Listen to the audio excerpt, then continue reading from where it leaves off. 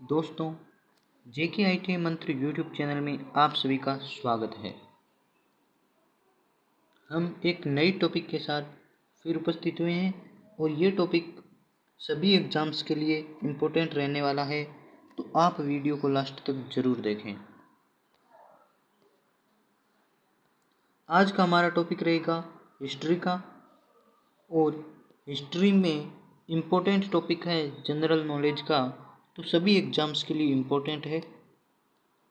आप वीडियो को लास्ट तक ज़रूर देखें।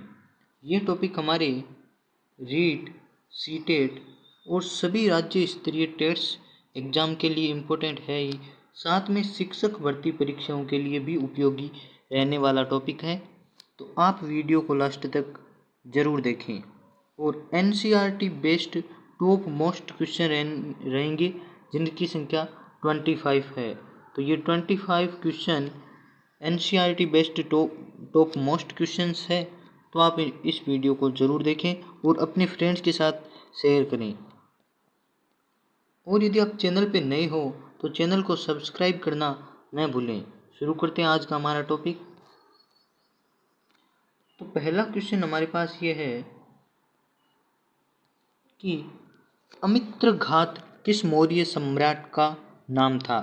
तो अमित्रघात किस मौर्य सम्राट का नाम था, तो इसका आंसर है बिंदुसार।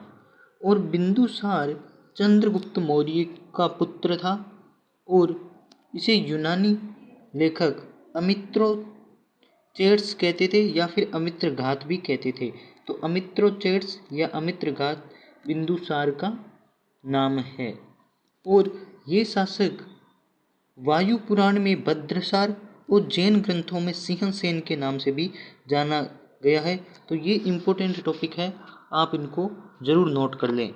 तो हमारा मेन क्वेश्चन यही था कि अमित्रघात या अमित्रोचेट्स किस शासक को कहा जाता है, तो ये मौर्य शासक बिंदुसार को कहा जाता है।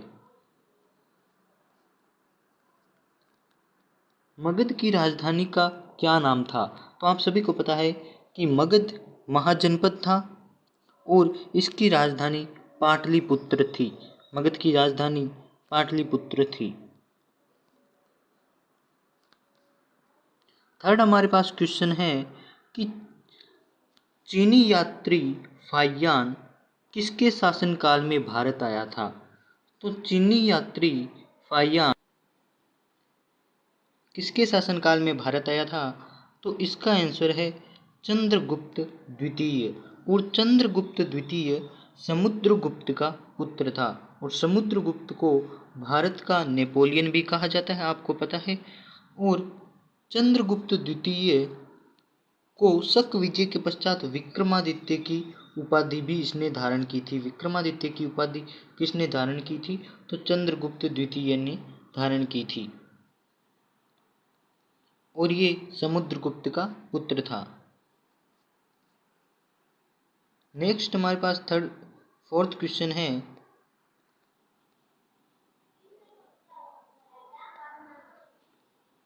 हमारे पास ये है कि अजंता की गुफाएं कौन सी नदी घाटी के पहाड़ को काटकर बनाई गई है।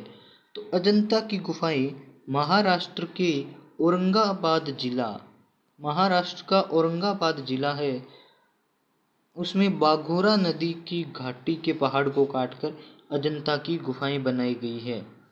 ये मेन क्वेश्चन है, तो इसका आंसर एक बार देख लीजिए कि महाराष्ट्र की औरंगाबाद जिले में बाघोरा नदी है, उसकी घाटी के पहाड़ को काटकर अजंता की गुफाओं का निर्माण किया गया है। पांचवा क्वेश्चन हमारे पास है कि अमरावती का स्तूप कहाँ स्थित है। अमरावती का स्तूप, तो अमरावती का स्तूप कहाँ स्थित है, ये हमारे पास। तो अमरावती का स्तूप आंध्र प्रदेश में कृष्णा नदी के तट पर अमरावती का स्तूप स्थित है। आंध्र नदी के तट पर, आंध्र प्रदेश के कृष्णा नदी के तट पर इसका निर्माण है। सिक्स्थ हमारे पास क्वेश्चन है कि जातक कथाएं ये किससे संबंधित है। तो जातक कथाएं आपको बता दें कि कि बुद्ध के पूर्व जन्म से संबंधित कथाओं को जातक कथाएं कहा जाता है। महात्मा बुद्ध थे, इनके जन्म से या इनके पूर्व जन्म से पहले की जो भी कथाएं हैं वो जातक कथाएं कहलाती हैं। 7वां क्वेश्चन है कि आर्यभट्टीय नामक ग्रंथ की रचना किसने की? तो आर्यभट्टीय एक ग्रंथ का नाम है और इस ग्रंथ की रचना आर्यभट्ट द्वारा की गई है। और 8वां क्वेश्चन है कि चरक ने किस ग्रंथ की रचना की? तो महर्षि चरक ने चरक संहिता नामक अपना एक ग्रंथ लिखा है। तो चरक संहिता नामक ग्रंथ की रचना किसके द्वारा की गई? यदि आपसे ये क्वेश्चन पूछा जाए तो आपको इसका आंसर देना है चरक, महर्षि चरक। और चरक ने किस ग्रंथ की रचना की? तो चरक संहिता की। हर्षवर्धन, महाराजा हर्षवर्धन ने किन ग्रंथों की रचना की? तो ये इम्पोर्टेंट टॉपिक है कि हर्षवर्धन ने किन ग्रंथों की रचना की। तो दिल्ली के निकट थानेश्वर में पुष्यभूति से जो वंश पैदा हुआ वह वंश आगे जाकर वर्धन वंश कहलाया। और इस वंश में केवल 3 ही राजा हुए थे, प्रभाकर वर्धन, राज्यवर्धन और हर्षवर्धन। हर्षवर्धन को महाराजा धीराज की पदवी भी हासिल थी और इसने कन्नौज को अपनी राजधानी बनाया था। और इस मेन क्वेश्चन हमारा ये है कि किस ग्रंथ की रचना की?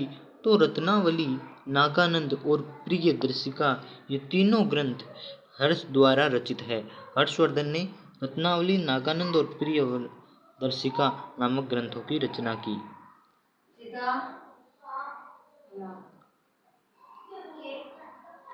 नेक्स्ट हमारे पास 10वां क्वेश्चन ये है कि शिल्पाधिकारम की रचना किसने की? तो शिल्पाधिकारम नामक एक ग्रंथ है जो इलांगरे द्वारा रचित है। इसका आंसर है इलांगरे, जिन्होंने शिल्पाधिकारम ग्रंथ की रचना की। तो आपसे पूछा जाए कि इलांगरे ने किस ग्रंथ की रचना की, तो आपको इसका आंसर देना है शिल्पाधिकारम। और यदि शिल्पाधिकारम ग्रंथ की रचना किसने की, तो इलांगरे आपका आंसर होगा। नाट्य शास्त्र के रचयिता कौन थे? तो भरत नाट्य शास्त्र के रचयिता थे और इसका आंसर है भरत, जिन्होंने नाट्य शास्त्र की रचना की। पंचतंत्र के रचयिता कौन है? तो विष्णु शर्मा पंचतंत्र के रचयिता है। उन्होंने पंचतंत्र में कहानियाँ रचित की है और कई कहानियाँ लिखी है जिन्हें पंचतंत्र कहा जाता है और उनके लेखक हैं विष्णु शर्मा। अजंता की गुफाएं में कुल कितनी गुफाएं हैं? तो आपको पता है कि अजंता की गुफाएं महाराष्ट्र में हैं और इनकी संख्या 29 है। तो अजंता में कुल 29 गुफाएं हैं, यानी कि 29 गुफाएं अजंता में है। सांची का महास्तूप कहाँ स्थित है? तो आपको पता है कि सांची का स्तूप महास्तूप है और ये मध्य प्रदेश में स्थित है। सांची का महास्तूप मध्य प्रदेश में स्थित है। हर्षचरित के रचयिता कौन है? तो हर्षचरित्र के रचयिता, हर्षचरित नामक ग्रंथ के रचयिता बाणभट्ट है। तो इसका आंसर है बाणभट्ट, जिन्होंने हर्षचरित्र की रचना की है। 16वां क्वेश्चन है हमारे पास कि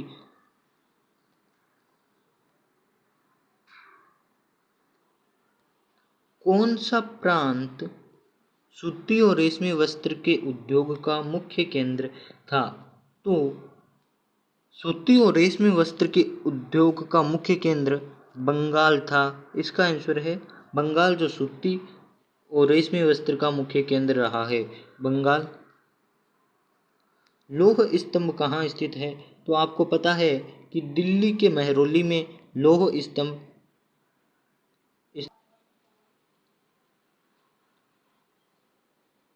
दिल्ली के मेहरौली में स्थित है लौह स्तंभ। तो इसका आंसर है दिल्ली महरौली। किस गरम मसाले की यूरोप में बहुत ज़्यादा मांग थी? तो यूरोप में सबसे ज़्यादा काली मिर्च नामक मसाले की मांग सबसे अधिक थी, और काली मिर्च मसाला है यूरोप में जिसकी मांग सबसे ज़्यादा है।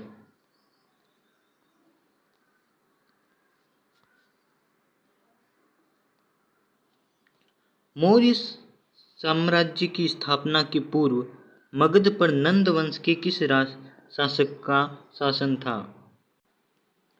तो मौर्य साम्राज्य की स्थापना के पूर्व मगध पर नंद वंश के राजा धनानंद का शासक था, और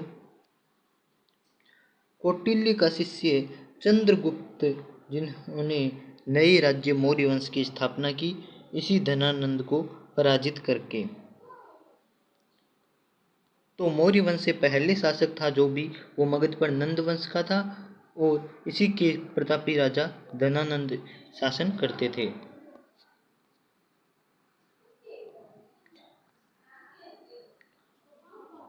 चंद्रगुप्त मौर्य ने किससे श्रवण बेल गोला में अपना गुरु बनाया और तप का मार्ग अपनाया? तो चंद्रगुप्त मौर्य ने भद्रबाहु से जैन धर्म की दीक्षा ले ली थी, और उन्होंने श्रवण बेल गोला यानी कि मैसूर में है ये, मैसूर में वहाँ अपना इसे भद्रबाहु को गुरु बनाया और उनसे जैन धर्म की दीक्षा ले ली थी। और चंद्रगुप्त मौर्य का निधन भी श्रवण बेल गोला मैसूर में हुआ था, और 298 ईसा पूर्व में उनका निधन हुआ था। इंडिका के रचयिता कौन है? तो मेगस्थनीज ने इंडिका की रचयिता की है, इसके रचयिता मेगस्थनीज है। और मेगस्थनीज चंद्रगुप्त मौर्य के दरबार में आए थे, और इन्हें सेल्यूकस निकेटर ने चंद्रगुप्त मौर्य के दरबार में राजदूत के तौर पे भेजा था, और उन्होंने इंडिका नामक ग्रंथ की रचना की है। नेक्स्ट हमारे पास 22 नंबर क्वेश्चन है कि अशोक ने सिंघल यानी कि श्रीलंका में धर्म के प्रचार के लिए किन धर्म प्रचारकों को भेजा? तो अशोक ने श्रीलंका में धर्म के प्रचार के लिए अपने पुत्र महेंद्र और संघमित्रा को वहाँ धर्म प्रचार के लिए भेजा, और अशोक का पुत्र महेंद्र बोधि वृक्ष का एक भाग लेकर वहाँ पहुँचा, और यहाँ से श्रीलंका में बौद्ध धर्म का पदार्पण हुआ।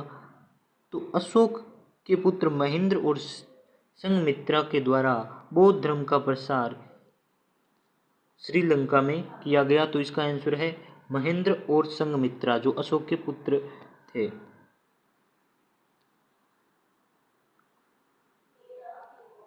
गुप्त वंश का प्रथम प्रतापी शासक कौन था? तो चंद्रगुप्त प्रथम जो गुप्त वंश का सबसे प्रतापी शासक था, और चंद्रगुप्त प्रथम गुप्त वंश के सबसे प्रतापी शासक थे, और उनको महाराजा धीराज की पदवी भी प्राप्त थी।